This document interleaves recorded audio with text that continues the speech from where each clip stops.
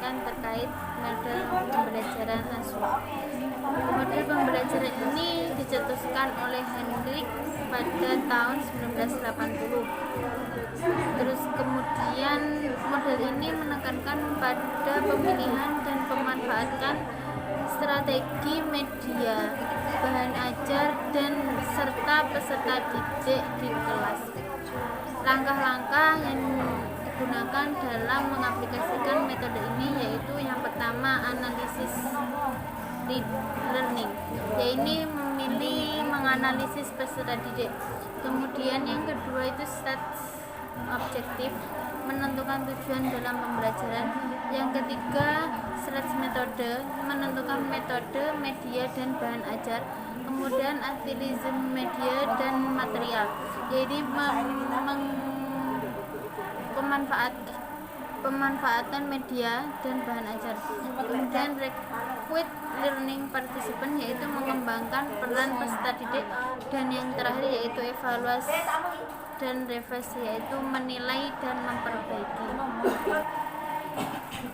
Untuk lebih jelasnya yaitu yang pertama analisis learning itu yaitu kita sebagai seorang guru harus bisa mengidentifikasi karakter peserta didik yang kita akan ajari.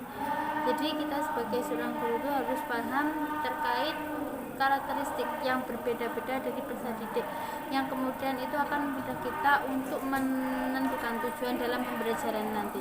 Yang kedua yaitu stat objektif atau tujuan pembelajaran.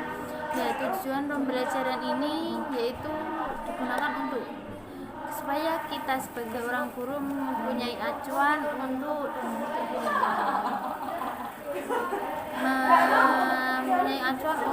proses dalam belajar, yaitu mempunyai acuan yang digunakan tujuan apa yang akan kita raih dalam pembelajaran ini. Yang ketiga yaitu menentukan metode, media, bahan ajar, dan peserta didik. Nah, di sini kita dalam proses pembelajaran itu memilih media, memilih strategi bahan ajar yang sesuai, sehingga dalam pembelajaran itu bisa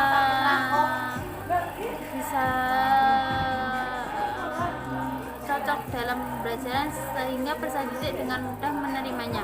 Jadi dari bahan ajar dan strategi atau media itu cocok sehingga peserta didik mudah untuk memahaminya. Yang selanjutnya yaitu pemanfaatan bahan ajar atau pemanfaatan strategi. Pemanfaatan strategi di sini menentukan bahwa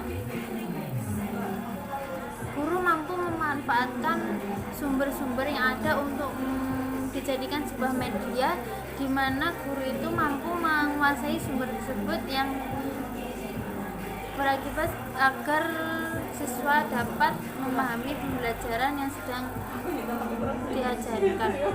Kemudian yang selanjutnya melibatkan peserta didik atau required learning participant. Dalam proses pembelajaran, peserta didik dituntut dalam untuk aktif belajar, sehingga dalam pembelajaran tidak hanya guru saja yang aktif, melainkan peserta didik diikutkan untuk berpartisipasi dalam pembelajarannya, sehingga dalam pembelajaran tersebut guru dan peserta didik dapat berkomunikasi secara baik dan mudah peserta didik dalam memahami pelajaran yang disampaikan oleh guru tersebut, sehingga dalam kelas tersebut suasananya tidak hening dan jenuh atau bagaimana. Jadi seorang peserta didik itu mampu berekspresi dalam pembelajaran tersebut. Nah, selanjutnya yaitu evaluasi atau revisi. Nah, evaluasi atau revisi di sini dalam pembelajaran, di akhir pembelajaran selalu ada evaluasi atau revisi. Nah, evaluasi di sini menentukan bagaimana hasil proses pembelajaran yang dilakukan untuk menentukan hasil belajarnya nanti. Jadi evaluasi di sini bisa saja dari evaluasi sekolah sendiri seperti tes, ujian atau protes pretest begitulah. Evaluasi ini dilakukan pada saat akhir dari pembelajaran. Biasanya guru memberikan pertanyaan dan siswa menjawab dengan apa yang telah disampaikan dari guru tersebut. Kemudian dan selanjutnya, kemudian manfaat dari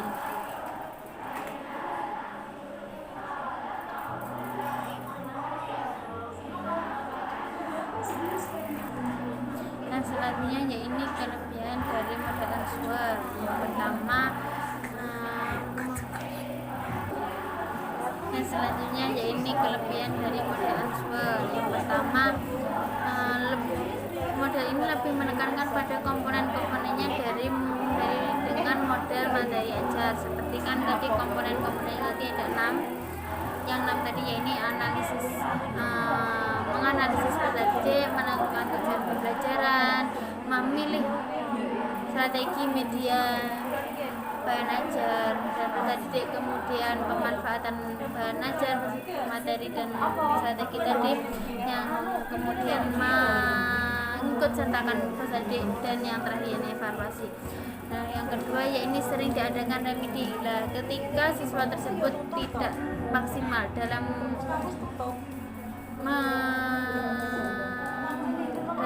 menentukan hasilnya, atau peserta didik itu tidak semaksimal dalam memberikan evaluasinya, jadi diadakan remedi sehingga siswa mampu belajar lagi dan lebih memahami apa yang telah disampaikan. Kemudian diadakannya pengelompokan atau belajar kelompok. Dalam setiap kelas diadakan beberapa kelompok dan itu untuk diserahkan untuk diskusi, memecahkan masalah. Kemudian yang terakhir ini dapat model ini sangat mudah, jadi peserta didik dengan mudah untuk menerapkannya sendiri. Dan dari kelebihan itu terdapat juga kekurangan dari model answer ini. Yang pertama, tidak mencakup suatu mata pelajaran tertentu. Yang kedua, walau komponen relatif banyak, namun tidak semua komponen pembelajaran termasuk di dalamnya.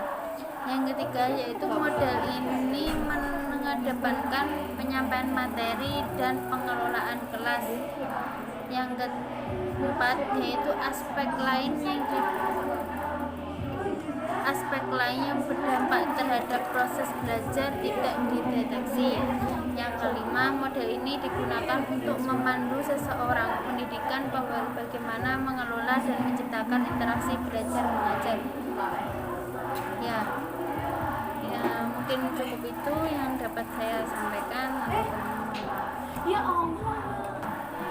Nah, yang selanjutnya yang saya akan presentasikan terkait observasi kami di MI Ma'arif Depok Ponorogo. Nah, di sini kami menganalisis mata pelajaran fikih terkait dengan zikir.